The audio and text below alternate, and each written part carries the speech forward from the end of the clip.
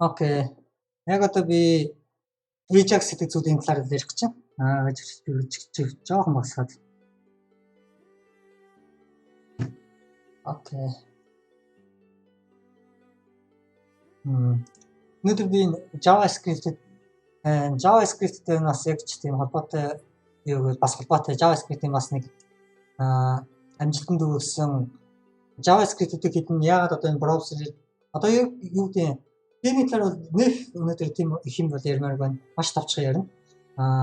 Энэ дэлгэрэнгүй мэдхийг гэсэн бол энэ Wikipedia-аар ороод Ajax доогуур зураас программинг гэдэг уншиж болно. Ajax гэдэг зүйл маань ерөнхийдөө бол вебийн хөгжлийг бол веб вершн 2 гэж одоо вебийн хөгжлийг дараагийн түвшинд нь оруулсан гэж бодож байна. Ajax гэдэг зүйл байхаас өмнө болохоор вебүүд ямар байдаг гэсэн бэ гэхээр би одоо энэ YouTube руу ороод жишээлбэл ямар нэгэн одоо тав дээр дарахад энэ хуудас маань бүгдээр уншаад одоо дахиад ихнээс уншдаг байсан. Одоо ч гэсэн тийм хуучны сайтууд бас байгаа жишээлбэл оллоо цэгийн ч гэх юм уу. Одоо тэгээд би энэ эдийн засаг гэсэн дээр дарахад дээдлийн хэсэг нь бол ерөөсөө өөрчлөгдөхгүй, энэ хедер хэсэг нь бол ерөөсөө өөрчлөгдөж байгаа. Тэгээд тэр доотлын бүүтэрч бас өөрчлөгдөхгүй. Энэ дээдл доот нь ерөөсөө өөрчлөгдөхгүй, голд нь байгаа мэдээлэл солигдож байгаа. Тэгэхдээ ямар ч хэрэггүй хуудас маань дахиж ихнээсээ бүр уншаад дээдлийнхаа мэд татаж аваад энэ вебсайтын ажиллагаа хүнд одоо энэ вебсайттай харьцаад айгүй удаан болгож байна гэсэн хэрэглэгч нарт маань нэг юмдээ дарах болгонд бүр ихнээсээ энэ хуудас маань анх удаа орж байгаа юм шиг уншаад байна гэдэг чинь амар онцгой зүйл. Тэгээд үүнийг арилгахын тулд одоо single page application гэж ярьдаг. Одоо ганцхан удаа браузер эхлэхэд ганцхан удаа уншина. Одоо Facebook, YouTube эднэр шиг тэр сайт руугаа оронгууд одоо хамгийн ихэнд тэр сайтныхаа мэдээллийг хамгийн анх харагдах байдлаар нь бүх параметр татчих аваад тэгээд дараагийн зүйлээ болохоор background-д нь одоо хийдэг байгаа. Одоо шинэ YouTube бол дахиж одоо эхнээс уншихгүй байгаа. Би энд одоо хагас тутмын скроллцсон байлаа гэж бодоход энд дарахад зөвхөн одоо энэ хажуудлын хэсгийн солигдож чинь зүүнтлийн хэсэг энэ нь бол ямар ч өөрчлөлт орохгүй. Тэгтээ би тэнд өөрчлөлт хийхээр юм хийгээчихгүй юм чи угаасаа. Тэгээ яг одоо уншиж байгаа яг гэдэг голын хэсэгт байгаа жоохон хэсгийн мэдээллийг background-аас татчих аваад солилцож байгаа. Энэ бол одоо web version 2 гэдэг ийм боломжийг бол энэ Ajax гэдэг технологи бол авчирсан. Энэ байхгүй үед болохоор яадаг гэсэн бэ гэхээр browser одоо вебсайт маань болохоор сервер дээр бүх рендеринг юм хийдэг. Рендеринг гэдэг нь одоо энэ HTML object web page source одоо энэ Wikipedia яг энэ нэмийг анх одоо download хийж авсан гэсэн үг. Таны линкээр ороход яг хамгийн энэ зүйлээ бол сервер дээр бол янзсан. Тэгээ шууд над руу өгж байгаа. Тэгээ түүнээс хойш одоо зөвхөн одоо хэрэгтэй хэсгийн JavaScript програм ашиглаад гол хэсгийг солиод байна гэсэн санаа нь болохоор тэр маань бол ерөөсөө энэ Ajax гэсэн зүйл. Энэ Ajax гэдэг нь ямар үгний товчлол юм бэ гэх юм бол asynchronous JavaScript and XML гэсэн үгний товчлол. Энэ Ajax гэдэг нь болохоор XML датаг одоо parse хийж энэ түүхэн дээр бол 96 онд одоо Internet Explorer дээр энэ asynchronous яра энэ бүх зүйл анх хийгдэж гэлсэн. Ярьж яах юм. Энэ түүхэн history гэсэн дээр бол бичсэн байна. Тэгээ энэ маань бол дизайн бол тэр үед бол XML гэдэг зүйл дээр бол одоо XML дата background-д одоо сүлжээгээр сервер рүү холбогдож дата дамжуулна. Энэ дизайнтай зохиогдсон. Гэхдээ сүүл практик дээр бол одоо JSON гэдэг зүйл бол болоод өөрчлөгдсөн. JSON гэдэг зүйлийг болохоор сүүлд Douglas Crawford гэдэг яг тэр үед ажиллаж байсан Douglas Crawford гэдэг JavaScript developer энэ JSON гэдэг зүйлийг бол хийгээд тэгээд XML-ийг саяны Ajax гэдэг зүйлийг ашиглаж JSON дамжуулдаг болсон. Энэ маань бол одоо өнөөдрийн орчин үеийн вебсайтуудын одоо үндсэн суурь нь болж байгаа. Одоо яг жишээлбэл би энэ YouTube гэсэн утас руу ороод inspect developer tool гаргаж ирж байгаа network энд фильтр дотор нь одоо сүлжээ хийж байгаа бүх мэдээллүүдийг одоо энд харуулж байна. Одоо энэ дөнгөж саяны ийм сүлжээ background ийм бол явчлаа. Энэ ямар юм болсон бэ гэсэн чинь XHR гэж байна. XHR гэдэг нь юу гэсэн үг юм бэ гэх юм бол энэ XML HTTP request гэсэн үг. энэний одоо товчсон үг. Ajax гэдэг нь бол анх бол XML parsing гэж гарч ирсэн. Тэгээд нэр нь бол тэр үед зохиогдохдоо XML гэдэг зохиогдсон. Тэгээд яг тэр чигээр үлдсэн. XML энэ тэр чигээрээ тэгээ одоо стандарт болсон. Тэгээд одоо үлдсэн гэсэн үг. Тэгээд одоо XML HTTP request гэдэг энэ бол одоо саяны YouTube хуудсан дээр оронгууд одоо background YouTube бол байн одоо request хэдэн секунд болгоо явуулж байна. Тэгээд датаг нь үзэх юм бол энэ бол JSON дата байгаа. Орчин үед бол ер нь Twitter, Facebook, Google, YouTube юу гэдэг орчин сайтууд бол бүгд одоо background дээр JSON дата дамжуулж үүнийгээ тэгээд REST API гэж бол нэрлэдэг болсон. REST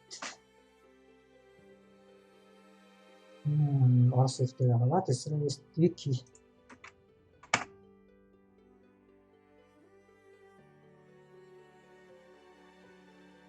одоо REST гэдэг нь representation state transfer гэдэг энэ одоо нэг Ajax маань бол background-ында git post одоо put delete гэдэг методуудыг явуулдаг. Энэ нь бол ерөнхийдөө бол MySQL дээр бол одоо CRUD гэж ярьдаг. CRUD гэдэг нь яг юу гэсэн үг юм бэ гэхээр create, read, update, delete гэсэн одоо нэг дөрвөн одоо үг зүгний одоо эхний үсгэнүүд create гэдэг нь болохоор одоо database дээр ямар нэгэн юм шинээр үсгэн. Одоо би энэ жишээлбэл вебсайтн дээр ямар нэгэн пост үсгийг пост бичээд товчлуураа дарангууд Ajax request явна. Тэрний болохоор одоо энэ REST API ашиглаж одоо энэ post гэдэг методыг одоо явуулна. Тэнгүүд ард талд нь database нь ойлгохдоо энэ ямар нэгэн database дээр шинэ post үсгийг хүсэж байна гэж шинээр одоо энийг үсгэнэ гэсэн create. Дараа нь тэрнийг маань өөр хүн уншаад бол read хийн. Уншин тэрний болохоор энэ REST API гэдэг энэ git гэдэг метод. Git гэдэг маань болохоор ард талд database дээр очихдоо read гэсэн зүйл болно. Тэр маань бид түүний миний уншсан create хийсэн post-ыг маань read гэж уншнаа гэсэн. Дараа нь update би тэрэн дээр засвар хийлээ гэдэг маань болохоор одоо энэ put тэгээд тэгээд түүнийг устгах маань delete. Ерөнхийдөө бол одоо энэ дөрвөн методыг интерфейс болгож одоо веб дээр интерфейс болгож одоо интерфейсд нь одоо бус өөр параметртай харьцах одоо юу болох гэсэн үг. Өөр бусад параметртай харьцах одоо линк болох зүйл холбоосон болох зүйл гэсэн үг. Тэр нь болохоор REST API гэж нэрлэдэг. Тэгээд Ajax маань background бол REST API-г ашиглаж одоо орчин үеийн вебсайтуудад ажиллаж байгаа. Тэгээд би өнөөдөр би энэ XML гэдэг зүйлийг Ajax гэдэг зүйлийг маш товчхон одоо параметрч үзүүлээ. Ajax. Хэрвээ энэ wiki-гийн линк рүү ороод харах юм бол дөрөвнөн дээр жишээ бол байсан. Энэ бол одоо хамгийн жижигхэн Ajax одоо жишээ код. Үүнийг нь копидод би энэ одоо хоосон index.html файл үүсгэсэн байгаа. Үүн дээр би сервер үүсгэд 8080 гэсэн портон дээр сонсож байгаа.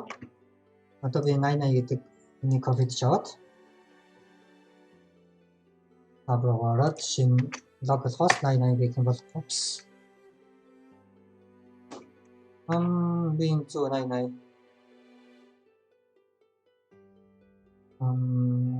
би буруу фолдер дотор хийсэн. Sorry. Ajax.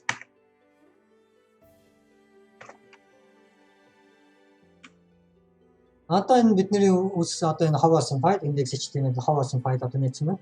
Амн дээр би script гэсэн таарна гэж. Энэ дотор одоо саяны Ajax жишээ кодыг copy paste.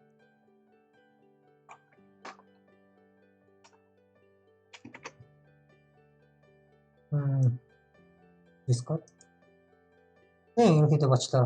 Энэ бол client Discord одоо this is client side script гэсэн одоо comment энэ маань client side гэдэг нь болохоор энэ браузер дотор л ажиллана гэсэн үг. Server side код нь бол одоо сервер компьютер дээр л ажиллаж байгаа. Тэгээд одоо энэ client side дээр би ямар нэгэн request одоо үүсгэх хэрэгтэй болж байна. Тэр маань болохоор одоо энэ link хаяг одоо миний энэ одоо энэ хоосон байгаа энд энэ localhost одоо энэ жишээн дээр бол яг цаашаа явахдаа ийм хаягаар руу одоо ханддаг юм гэсэн үг. Гэхдээ git гэдэг методоор хандна.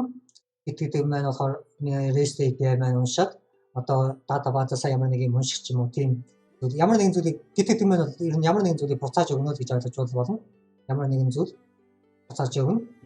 Тэр одоо би хаягаа энд бичнэ гэсэн үг. Энд дээр би одоо өөрийнхөө одоо яг энэ дотор би энд бол 8080 гэсэн сервер үүсгээд 8080 портон дээр одоо энэ сонсч байгаа. Энд бол ямар ч сервер парам байхгүй. Ийм линкэн дээр одоо юу ч авахгүй учраас энэ бол хариу error заах бах.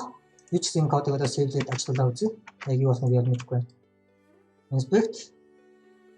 Одоо яг миний бодсон шиг error заасан байна. Failed to load resource яра тэр маань 404 гэдэг одоо error code буцаасан. Тэрээс сүлжээрөг ороод би одоо F5 саяныхаа refresh хийх юм бол энд Ajax request хийж байгаа. Тэр маань болохоор энэ бидний саяны нөхсөн URL хаягаар send Ajax data php гэдэг euro index гэдэг файлын 23 дахь мөрнөөс одоо энэ send гэдэг command эндээс request явуулаа. Тэгээд энэ маань 404 гэдэг маань бол not found гэсэн error. Энэ маань бол REST status code гэдэг Google-ээс авах юм бол бүх одоо энэ REST tutorials гэх сайт дотор бүх одоо status code-ны дэлхийн стандарт одоо number-ууд байгаа. Таад 200 гэдэг бол окей одоо бүх юм TV гэсэн одоо status code. Энэ status code маань хэн хэрэгтэй юм бэ гэхээр хэрэглэгчнэр бол өмнө нь бол харахгүй. Эдгээрийг харах зүйлс нь болохоор бусад програмууд эсвэл одоо роботууд Google-ийн search bot мод ч юм уу хайлтын bot мод одоо интернетээр айгүй их роботууд одоо ажиллаж байгаа. Тэдгээр маань бол одоо энэ status code-ыг харж ойлгоно гэсэн үг. Тэгээд хамгийн илбэг байдаг нь бол одоо энэ 200 окей. 404 бол not found. Зарим сайт руу оронгууд айгүй гоёор ингээ сайтн дээрээ 404 not found гэж бичсэн байдаг. Тэгсэн мөртлөө status code нь 200 тэр бол одоо маш буруу програм. Нөгөө нэг роботууд манайд харахтаа зарим сайтууд бол оронгууд нэх гоё ингээ дизайнтай status code ингээ 404 error гэж бичсэн. Тэгсэн мөртлөө яг энэ Ajax request явуулаад сүлжээнийхээ аюуг харангууд status code нь 200 гэдэг. Энэ бол буруу 200 гэдэг маань окей гэсэн үг. Одоо энэ браузер маань урт одоо үүнийг ойлгож байна. 404 бол not found ийм онц олдсонгүй. Тэгэхээр бид нэр одоо үүний оронд өөр нэгэн линк тавьж үзье жишээлбэл одоо энэ REST tutorials.com https яра гэдэг үүний линкийг тавиад үзье. Энэ маань одоо хариу өгөх нь үгүй юу? Юу болох хараа. Энэ маань 200 одоо энэ бол окей гэсэн хариулт өгч. Саяны өөр сайт бол одоо зарим сайтууд бол энийг зөвшөөрдөггүй. Яагаад гэхээр домен хайг нь буруу байна гэдэг. Одоо би шил local host-наас би Facebook руу ч юм уу request явуулангууд Facebook бол шууд deny хийн. Яагаад гэхээр энэ домен хайг нь facebook.com биш байна. Энэ домен хайг нь зөвхөн facebook.com байгаа тохиолдолд request-ууд ажиллана гэдэг ч юм уу. Тэрнийг бол одоо force гэж нэрлэдэг. Cross origin resource sharing гэдэг. Үүнийг одоо enable болгосон тохиолдолд cross origin гэдэг нь болохоор өөр домен вебсайтууд бусад вебсайтууд руугаа хандах зүйлийг хэлж байгаа. Зарим сайтууд үүнийг зөвшөөрдөг, зарим сайтууд энийг блоклдог. Зарим сайтууд бол энэ бол хоёулаа байдаг. Зарим хаягууд нь зөвшөөрөлтөө, зарим хаягууд нь зөвшөөрөлгүй гэх мэтчлэн тэр сайтныхаа дизайнаас нөгөө компанийхаа програмын бүтцээс нь бол энэ хамаарна. Яг энэ удаад бол энэ сайт бол ямар ч асуудалгүйгээр одоо миний local host-наас өөр http status.com гэдэг биш www.restapi.tutorials.com гэдэг сайт руу хандахад бол одоо энэ окей гэсэн байна. Тэгээд response нь болохоор хариу надад өгсөн зүйл нь бол тэнд бол харагдахгүй байна. Хариу надад юусэн preview биш. Энийг яаж удаад юм болоо. Надад ийм буцааж явуулсан байх та бис ойлгосон баг. Гэрээ өөрийн төрч үзэж жишээлбэл Google-ийн 80 руу хандаж болно.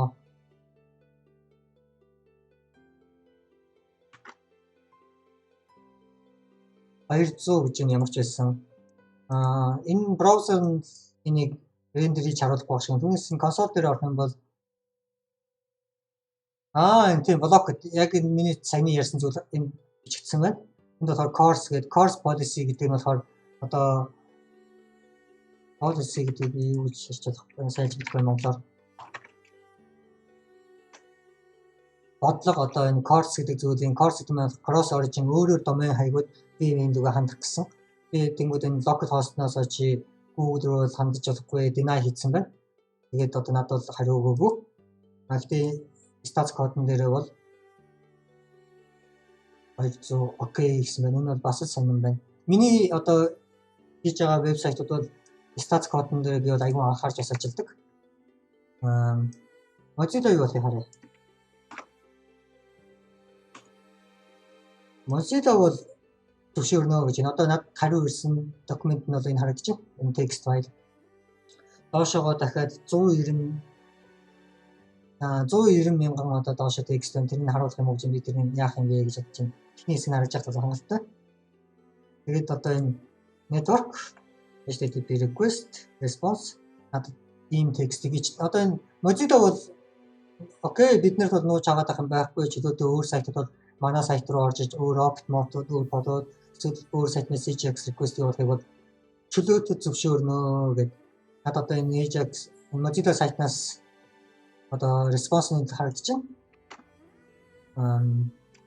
Одоо яг үүний одоо би энэ кодо тайлбарласан дээр хаа гэж. Ерөнхийдөө бол AJAX маань бол яаж ажиллаж байгааг бол би сая жишээнээрээс бол хэд хэдэн жишээгээс харуулчлаа. Хажуугаар нь AJAX гэдэг зүйлийг мэдхэд хэрэгтэй мэдээллүүдийг нь хэлж өгсөн гэж бодож байна. Course гэдэг зүйлийг бол альт ярьлаа, REST API гэдэг зүйлийг ярьлаа, CRUD гэдэг зүйлийг ярьлаа. Эдгээр маань бүгдээр ерөнхийдөө бол холбоотой нэг зүйл бол цогц зүйл болж ажиллаж байгаа. JSON data эднэр адилхан. Тэгээ одоо энэ маань яаж ажиллах юм бэ гэх юм бол браузер болгон дээр маань одоо Windows гэдэг хамгийн том обжект байгаа. Тэр дотор маань браузер маань цаанаасаа ирэхдээ одоо веб стандарт маань цаанаасаа XML HTTP request гэдэг constructor function бол define хийгдсэн байгаа. Одоо би энэ консоль руу ороод XML HTTP request гэвчингүүд энэ function native code гэж одоо харагдаж байна. Энэ constructor function. Constructor function-ыг үүсгэхдээ бид new гэдэг операторыг ашиглана. Хэрэв миний JavaScript хичээлүүдийг үзэж байгаад ийшээ орж ирж байгаа бол энэ 9 хичээлийг үзчихэд үүнийг үзэж байгаа бол би одоохондоо new гэдэг операторын талаар яриаг байгаа. Constructor function гэдэг зүйлийн талаар. Ерөнхийдөө бол тэр function энэ маань шинээр instance одоо би энэ хичээл дээр бол одоо vector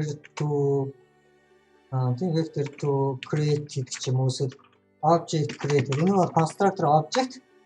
Constructor object бидний шинэ object үүсгэжсэн. Тэгээд constructor function маань болохоор шинэ object үүсгэхдээ new гэдэг keyword-ыг бол ашигладаг. Тэгээд шинэ XM одоо бидний шинэ дараагийн request явуулахад бэлэн одоо шинэ object маань үүсчихсэн. Тэнгүүд тэр маань бол одоо ямар хаяг руу хандлт хийх юм бэ гэдэг нь болохоор хамгийн эхлээд method нь байна. Тэр method дээр бол бид нөөсөн REST API гэдэг дөрвөн төрлийн method байгаа. Get, put, post, delete гэдэг. Би одоо ямар нэг юм delete хийхийг хүсэж байгаа бол delete method тэгээ одоо шилжүүлэн жишээ миний өөрийн сайт байсан бол жишээ нэг user өөрийнхөө аккаунтыг delete гэж байгаа байсан бол жишээлбэл user тэгээ ID одоо user ID-ийн 58 ч гэх юм уу ийм хаяг руу одоо delete гэсэн request явуулаа. Тэнгүүд миний одоо вебсайт маань өөрөө ойлгохдоо энэ user гэдэг энэ userтэй холбоотой ямар нэгэн үйлдэл бол хийх гэж байна. Тэгээд тэр user-ийн ID нь бол 58. Тэгээд энэ ямар үйлдэл хийх гэж байгаа юм бэ гэдэг нь болохоор энэ методээс бол хараад дөрвөн метод дээр дөрвөн function бий биччихсэн гэсэн URL дээр. Тэгээд энэ маань өөр юм хийж байгаа post хийж байгаа бол одоо юу гэдэг бас адилхан URL нэжлэн. Гэхдээ метод нь өөр. Энэ user 58 гэдэг маань шинээр post бичих гэж байна. Тэгээд датаг нь бол бид нэр энэ send гэдэг метод дээр дараа нь энүүгээр бол датагаа пасдаг. Энэ дээр бол одоо нүүд гэсэн маань энэ маань нүүд гэдэг маань би энд ямар ч дата паслаагүй энэ зөвхөн хоосон гэсэн үг. Хэрвээ би ямар нэг пост бичих гэж байгаа бол одоо шилээ JSON дата ч юм уу post message hello world гэдэг юм уу яа гэж. Тэгээд гэх мэт ч одоо ингээд энүүгээр бид Java JSON object-ээр одоо ер нь датагаа бол пассалчихна. Энэ тохиолдолд одоо нь тэгээд put одоо update хийхдээ энэ дээр бол method тавьж чинь энд нь бол URL маань энэ command control Z дараа би бүгдийг андаа хийгээд өгчээ. Дараа нь бид нэр on ready state change гэдэг function одоо define хийх хэрэгтэй. Default-оор энэ одоо function маань int console log тэгээд int debugger одоо энэ debugger гэдэг нь параметр энэ дөрвж ингээд pause авчиж байгаа. Debugger pause гэж энэ одоо энэ хуудас маань бүх зүйл ингээд зогссон. Тэгээд одоо XHR гэдэг object маань одоо on гэдэг маань би JavaScript хичээлнийхээ хамгийн сүүлийн хичээл 40 хичээл дээр ярьсан. DOM events гэдэг хичээл дээр on гэдгээр бол бид нэр event-үүдээ бичдэгэ гэдэг. Тэнгүүд одоо энэ XHR гэдэг object маань дотроо on гэдэг дотроо зөндөө олон events on abort, on error, on load, on loaded, on load start яа on progress, on timeout гэх мэт ч одоо сүлжээтэй холбоотой event-үүд маань бол энэ on гэдэг метод дээр бол байна.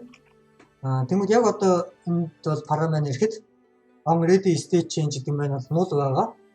Тэрнийг бид нэр дараа нь define хийж байна гэсэн үг. Энэ маань null байхгүй. Энэ ягаад null байгаа гэхээр хэрэглэгч энэ function-ыг бол бичих ёстой. Одоо энэ function маань хизээ ажиллах вэ гэхээр нөгөө server маань хариу одоо би энэ send гэдэг function маань ихтэй энэ on ready state change гэдэг function-ыг хэрэглэгч маань бол өөрөө энэ function-ыг бол бичнэ. Дараа нь хэрэглэгч маань send гэдэг function-га дурдангууд энэ сүлжээгээр одоо request маань гараад яваад өгнө гэсэн үг. Одоо энэ сүлжээгээр гараад агуулж яваад өгнө. Тэгээ Google дээр ч юм уу одоо яг энэ тохиолдолд Mozilla-гийн сервер дээр очино. Developer Mozilla гэдэг. Тэгээ Mozilla-гийн сервер маань болохоор буцаагаад хариу өгнө. Тэгээд энэ сүлжээний оронд ингээд нааш цаашаа энэ одоо ивэн дүгээд одоо мессеж явуулж энэ хоёр компьютер маань хоорондоо ярьж эхэлнэ гэсэн үг. Тэгэхэд энэ state change маань энэ function маань бол дуудагдана. Тэгээд бид нэр down гэдэг энэ бол comment толгой бичсэн байна. Энэ бол сайн практик. Гэхдээ энэ бол энд байх заавал албагүй энэ function дотор энэ бол гадна байсан зүйл. Тэгээд энэ XHR гэдэг object-ний ready state гэдэг маань болохоор down гэдэг маань бол 4 гэсэн тоо. Ready state гэдэг маань янз бүрийн тоонууд байгаа. Тэгээд 4 гэдэг нь бол одоо сүлжээний оронд бүх юм явагдаад дуусчлаа гэсэн. Бид нар бол тэрнийг сонирхож байгаа. Тэрнээс цааш болж байгаа зүйлсийг бол энэ удаад бол сонирхгүй байгаа. Яг тэр хамгийн жижигхэн богинохон би бол одоо энэ Ajax програм бичиж байна. Тэгээд энэ дөрвөө тавьчих маань энэ маань бол тийм сайн жиш дараа сайн практик бол биш. Яг тэр дараа нь өөр хүн энэ кодыг мань уншаад энэ дөрөв гэдэг нь юу гэсэн үг юм бол ойлгохгүй. Түүний оронд бид нэр ингээд бичих юм бол энэ маань ойлгомжтой болж байгаа. Бүх одоо юм маань state маань бол өөрчлөгдөж байгаа. State гэдэг маань одоо үе шатууд нь гэсэн үг. Сүлжээний оронд мэдээлэл дамжиж үе шатууд нь ингэж өөрчлөгдөж байгаа. Хамгийн сүүлд дууссан бол дотор байгаа одоо бид нэр дараагийн function ажиллана. Энэ if statement. Тэр маань юу гэхээр stats нь okay юу гэж юм. Okay гэдэг маань болохоор бид өмнөөсөн REST API stats кодууд гэж байгаа. Эндээс одоо 200 гэдэг маань бол okay гэсэн үг. Тэгээд хэрвээ нөгөө сервер маань надад хариу okay чи манай сервер рүү өөр домен хаягаас хандаж болно. Okay X хариу өгсөн бол энэ function ажиллана. Энэ function-аас хариу зүгээр текст бол ирж байгаа. Хэрвээ okay биш байх юм бол error console error гэсэн үг зүйл. Тэгээ error гээд тэр error нь ямар stats code error заасан бэ? Тэр нь болохоор integer кодууд энэ гэсэн үг. Одоо энэ 400-аар ихсэн зүйлсүүд 400-аар ихсэн бүх stats code бол error гэсэн үг. Одоо энэ бичсэн байна. 4xx гэдэг нь болохоор 400-аар ихсэн бүх тоонууд гэсэн санаа.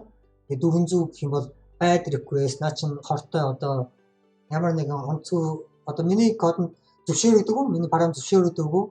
Онцгой request ирэх юм бол серверийн минь одоо хактгч оролцсон ч юм уу.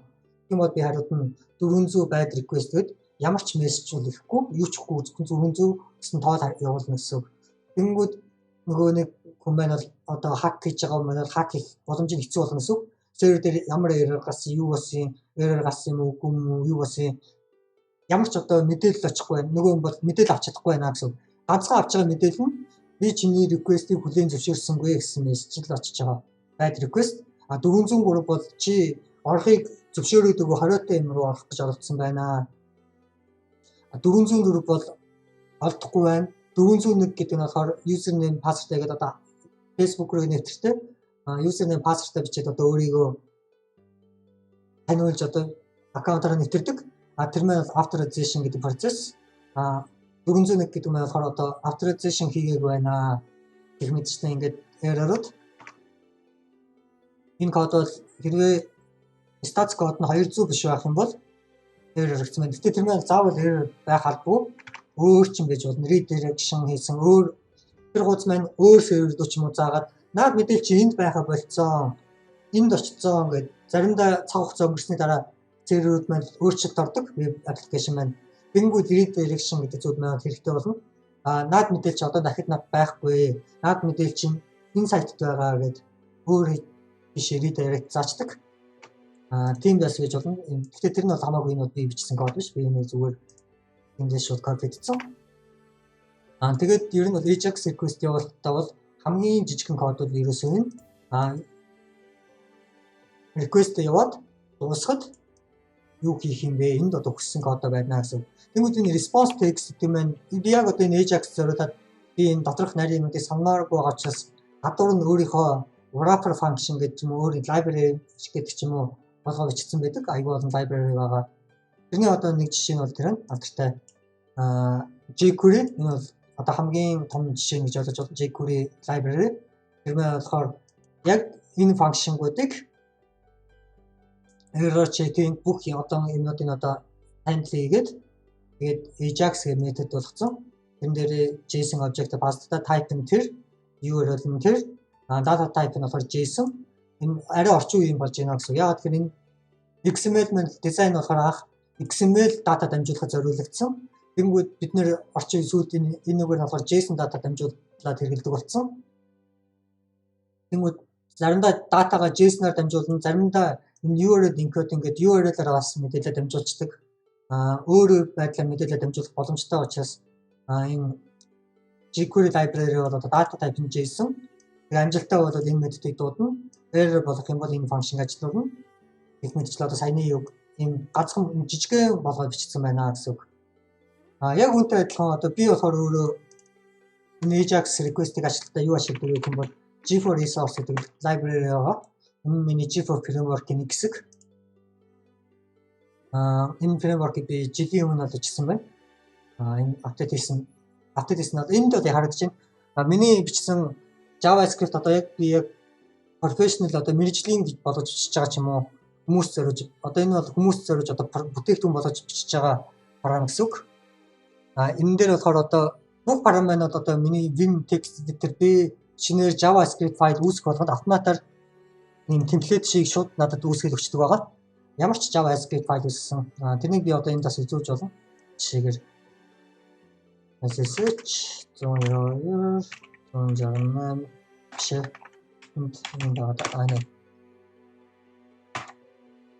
Одоо би өөрийнхөө ажиллаа гэдэг яг компьютер руу хандж байна. MacBook руугээ.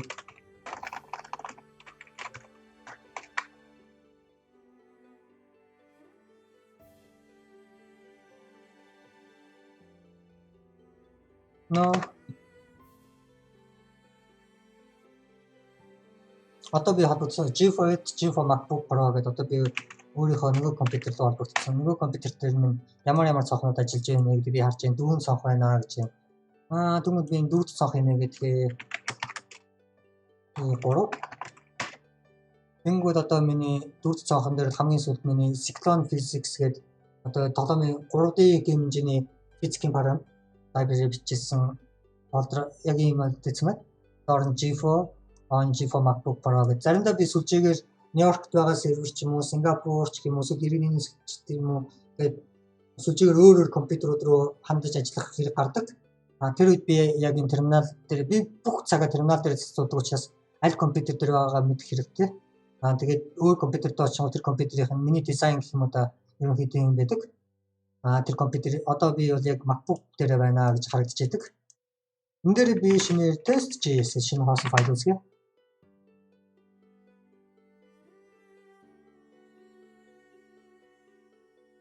Одоо энэ миний Vim ачааж байна. Энэ Vim маань жоох удаан байгаа. Яагаад гэвэл би энэ Vim-ийг нэлээд олон жил хөгжүүлж айгүй олон анх удаа ачаалахдаа нэлээд олон плагин library уншина гэсэн үг. Тэгээд энэ компьютер дээр би өмнөний дизайны нөхрөлөг болохоор энэ айгүй муу харагдаад байгаа. Тэгвэл нөгөө миний компьютер дээр айгүй гоё харагдана. Тэгэд би хоосон файл үүсгэхэд би зүгээр test.js гэсэн файл үүсгэхэд автоматар хоосон биш дотроо ийм юмнууд бичсэн файл үүсэж байгаа. Дотор нь болохоор шууд файлын нэр нь test.js. Тэгээд би энэ файлынхаа нэрийг өөрчлөх юм бол автоматар энэ маань мэдээд шууд тэрнийг энэ дээр биччихдэг. Тэгээ энэ бол харагдаж байна. Энэ файлыг би хизээ анх үүсгэсэн бэ гэдэг нь бол 2017 оны 7 сарын 16-нд хамгийн сүүлд апдейт хийсэн нь болохоор 2017 оны 11 сарын 16-нд яаж яхад үсгэн юу адилхан яг 16 гэдэг. Яг 4 сарын дараа би бол хамгийн сүүлд апдейт хийсэн байна. Зохиосон үнэн GFO, зорилго нь байхгүй, description байхгүй. Энэ нь бол GFO framework-т зориулсан. Тэгээ энэ маань юу гэдэг вэ гэхээр саяны Ajax одоо request-уудыг маань болохоор wrapper function болгоцсон. Дараа нь resource гэдэг ашиглахад илүү хэлбэрхэн болгосон гэсэн. Би тэр олон нэмийг толгойн дотор би одоо open method гэдэг энэ методууд нь яаж ажилтдаг вэ гэдэг байнга толгойн дотор санаад авах шаардлагагүйгээр шууд resource-оо үүсгээд одоо git гэдэг методээр явуулах юм. Git гэдэг одоо юу арилаад дамжуулаад датагаа дамжуулаад одоо би шууд юм аавна. Git text гэх юм бол надад хариу нь бол text ирнэ. Энэ git гэдэг нь эрдүрэн JSON object бүгдийн JSON болгоо парслаад өгчдөг байгаа. Save гэдэг нь болохоор post method, update гэдэг нь болохоор update, delete гэдэг нь болохоор delete. Тэгээ энэ нь болохоор request гэдэг нь болохоор заримдаа би request тэгээд raw data одоо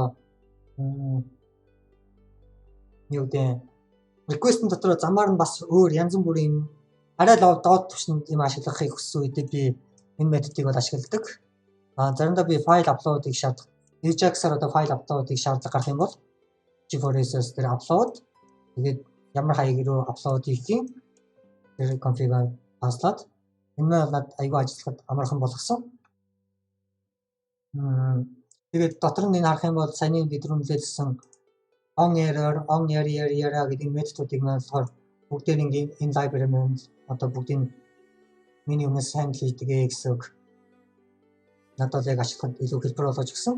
Тэгээ энэ маань болохоор энд бол харагдсан бай. Сүүлийн үед одоо энэ орчин үеийн дизайнд ECMAScript 7 гэдэг маань одоо хамгийн сүүлийн стандарт. Орчин үед бол одоо Ajax-ыг ингэж ашигладаг болсон гэж байна. JavaScript-ийн дараагийн вершн гэсэн үг. Энэ ECMAScript 7 гэдэг маань би болохоор ECMAScript 5 developer одоо болтолгоо чигээр байгаа. Гэхдээ одоо энэ болохоор ашиглах заавар нь одоо шал өөр болцоор харагдаж байна. Fetch гэдэг URL-ээр дамжуулаад din гэдэг нь болохоор одоо promise энэ маань ирээдүйд хизээ нэгэн цаг дараа дуусна гэсэн үг. Asynchronous гэдэг нь болохоор ерөнхийдөө бол тийм санааг бол хэлж байгаа. Энэ Ajax гэдэг хамгийн ихний asynchronous гэдэг нь болохоор хизээ нэгэн цагт ирээдүйд дуусна. Би одоо зүгээр ямар нэгэн дэлхийн хаа нэг байгаа сервертэй холбогдлоо гэж бодоход тэр маань хичнээн хугацаа цуцуулахыг бол мэдгүй. Нөгөө сервер нь тэндээ очиж бас процесс ажиллана. Тэр параметраас хэр удаа ажиллахыг мэдгүй. Тэгээд ямар ч байсан тэр маань дууссангууд din гэдэг метод нь ажиллана. Энэ болохоор promise гэдэг орчин үеийн одоо JavaScript development design. Энэ promise гэдэг зүйл яг энэ ECMAScript 7 стандарт болоогүй байхад би энэ library-га бичсэн. Энэ маань одоо яг үүнтэй маш төстэй яг би адилхан din гэл яг миний одоо promise ажилладаг. Миний promise гэдэг нь болохоор энэ дээр GFOQ гэдэг миний өөр library тэр маань болохоор миний өөрийн promise function.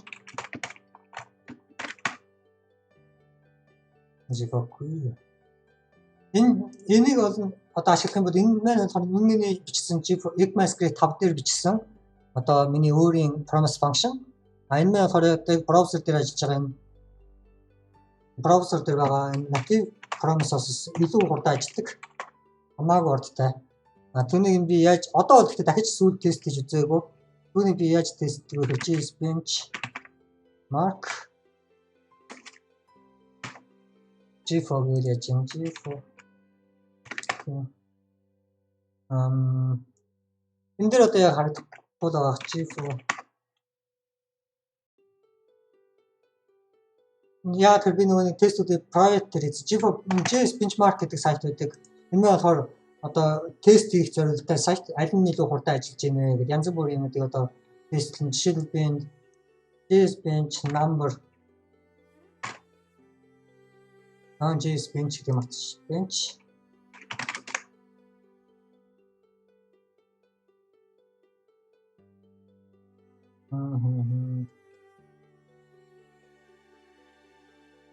ямар function тест үзэхгүй чиглэл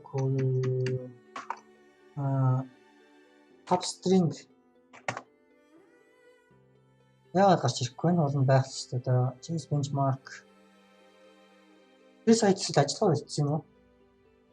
JS benchmark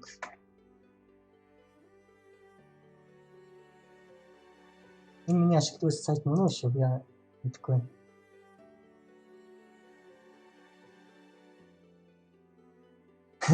Sorry, яранаас жоо хатарчлаа. Олон JS bench гэдэг сайт байдаг байсан. Гэтэ тэр сайт ажиллагаа болчихгүй бол JS bench юм шиг. JS bench энэ бол бас биш те. Тэр сайт тэгвэл яг ажиллагаа байсан болж таарлаа да. JS benchmark юу аа энэ сачиж JS benchmark that's upstream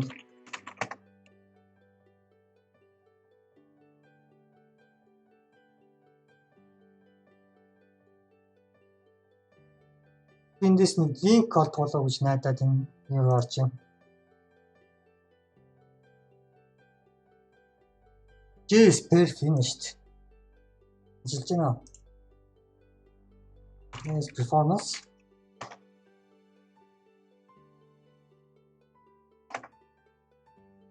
энэ дээрс би G4 гэдээ орж болд юм болов. Миний тестд not found user G4 энэ санахгүй байна. Энэ компьютер дээр санах гэж. Yes, perf.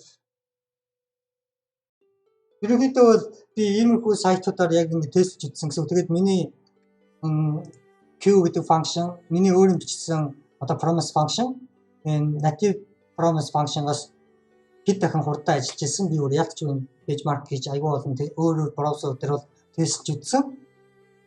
Тэгээд би яг тийм учраас тэгээд ерөнхийдөө би өөрийнхөө фреймворкийг бол ерөнхийдөө ашиглахыг илүү үздэг. Тэгээд дандаа ямар нэгэн library ирэх юм бол дандаа өөрийнхөө юг өөрийнхөө дизайнер гэх юм уу өөрийнхөө ерөнхийдөө ашиглахыг илүү үздэг. Энэ G4 resource гэдэг нь бол миний бичсэн одоо Ajax library үүнийг бас ашиглаж болно. Юу ашиглахыг хүсэх юм бол npm G4 resource npm install G4 resource гэдэг компьютер дээр бол install авчиж болно. Түүний оронд бол G4 гэдэг инстанцнууд илүү дээр дараа нь би G4-ийн хойчдэр бол үүний талаар дэлгэрэнгүй ярьж бодно. Тэр үсэх юм бол G4 гэдэг фреймворк хэлээд. Тэгээд үүгээр ерөнхийдөө өнөөдрийн ажлыг дуусгая. Ajax гэдэг зүйл маань ердөө юм. Бид нар ямар нэгэн дата дамжуулахыг хүсэх юм бол энэ send гэдэг бид нар дата дамжуулна. Тэр маань ихтэй string байна. Send гэдэг маань string байна. Тэр би энэ JSON дамжуулахыг хүсэх юм бол JSON object түүнийг JSON stringify гэдэг функшнгаар string болгоод pass нь зөв. Энэ дээр би одоо message hello юу ч гэсэн энийг би copy дот браузер дээр ажиллаад байгаа. Энэ маань юу гэдэг юм бэ гэхээр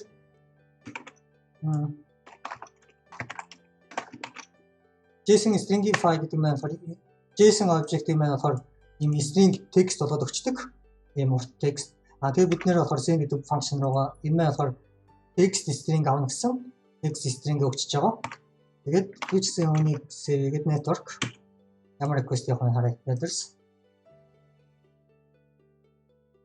энд хариу нүггүй бас би яагаад гэсэн чинь нэг түрүүн юм ярьж байгаа би методоо delete хийсэн байна. Тэнгүүд нөгөө нэг developer site маань no бид нэр тиймийг үзэн зөвшөөрөхгүй гэж байна. Sorry. Окей. Одоо нөгөө тийм happy хариугаа гэж байгаа. Тэгээ network руу ороод request headers яра. Бид энэ дээр яра бабаа. Миний дата харагдах тест request энэ дэр. Чин git method юм чинь request явахгүй. Тэг ингээд тэр post заах error гаргаад чамаагүй бизнесний үзлээ. Энэ тав error. Одоо энэ бол payload request payload-ыг харагдаж байна. Бид нэр ийм JSON object-ыг send хийсэн. Гэхдээ бид нэр энэ send гэдэг method тэрнийг JSON object-өө string болгоод pass-алчиж байгаа. Ерөнхийдөө Ajax гэдэг зүйл ердөө энэ. Тэгээд Google ч юм уу, YouTube ч юм уу ямар ч сайт руу орсон бүгдээрийнх нь тэд дээр маань ямар ч том library эсвэл одоо React.js, Angular.js юу ч ашигласан бай хамаагүй артлт нь яг энэ кодууд байгаа гэж ойлгож байна. Хааны газар бол яг энэ кодууд бол байгаа. Энд дээр бол on ready change on одоо юу гэдэг send method эдгээр юм Oracle-ийг гадуур нь болгоцсон байгаа гэсэн library шиг одоо жишээлбэл миний түрүүний үзсэн GeForce шиг. Тэгээд үгээр энэ чиглэлд дуусгая. Тэгээд нэг хүн яг чухал хэсэгт нь дуун алга болчихлоо гэд энэ эдэн дээр яагаад чинь дуун бичигдээгүй ингээд талаас хойш байхгүй болцсон байсан. Тэгээд энэ хүн одоо би зориулаад энэ хичээлээр дахиж хийж өглөө. Тэгээд хичээлийг үзсэн баярлалаа. Дараагийн хичээлээр уулзлаа баяртай.